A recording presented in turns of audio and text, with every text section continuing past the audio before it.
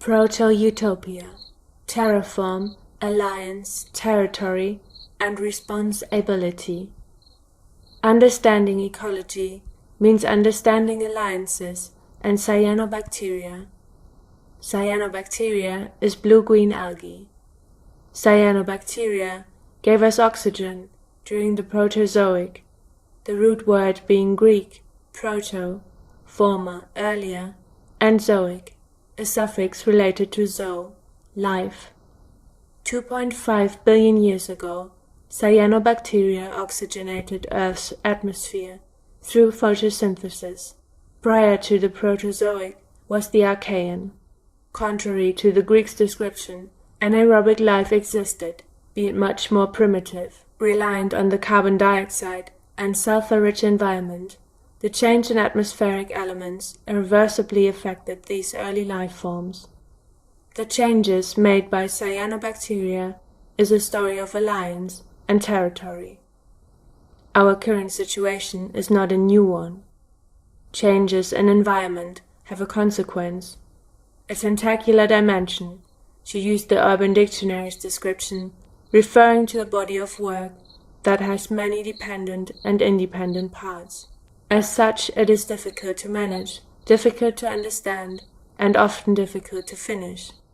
The main point to raise is to dismiss the notion of biological individualism, or any kind of individualism for that matter.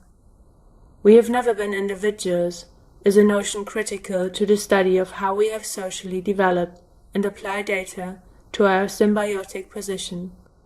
We rather neglect and/or foregone our alliances that have maintained our collective interdependence. We do exist in a complex symbiotic alliance, as cyanobacteria still maintains its alliance with all the plants in existence on our planet, continuing to carry out photosynthesis as chloroplasts.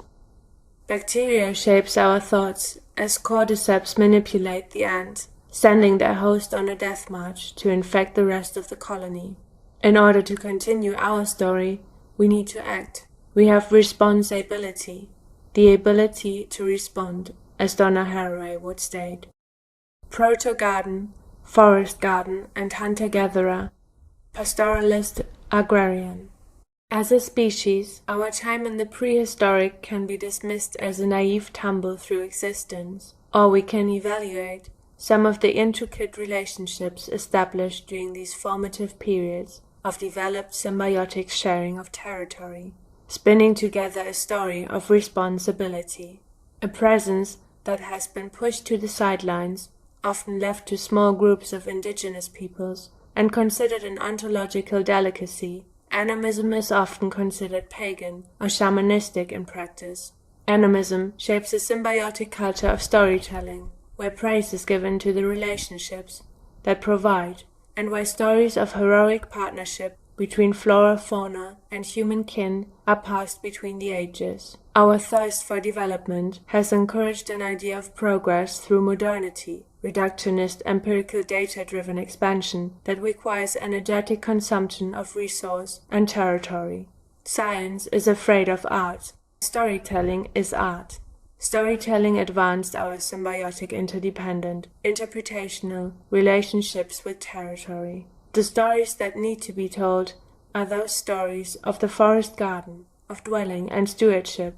Our technologies should not evoke dystopic visions of malpractice, elite synergy of carbon and silicon-based life forms, and embrace an alliance of new methods of becoming comfortable with all matters of the soil. The agrarian lifestyle established by the Mesopotamians' footprints proceed and follow the society it rid. Modern society placed the blindfold on and held its hand out to progress for guidance. It is imperative to re-engage with storytelling as science. Memories of dusty plains, where there were once years of nourishing crops of corn, fade away in the Midwest American agriculture stories, replaced now by automation. However, the memory is burned into the soil. Its twins are fertilizers and herbicides. How to reconcile colonization, cultivation, management. The question challenging our prototopic investigation manifests in underscoring alliances, establishing stories, and taking responsibility for future's potential. Management is stewardship, cultivation is negotiation, territory is not a boundary or enclave, it is a cultivation of interrelationships developed, nurtured, studied, and evoked through art. We are in the grip of challenges beyond our comfort. We must continue to spread stories and make new alliances.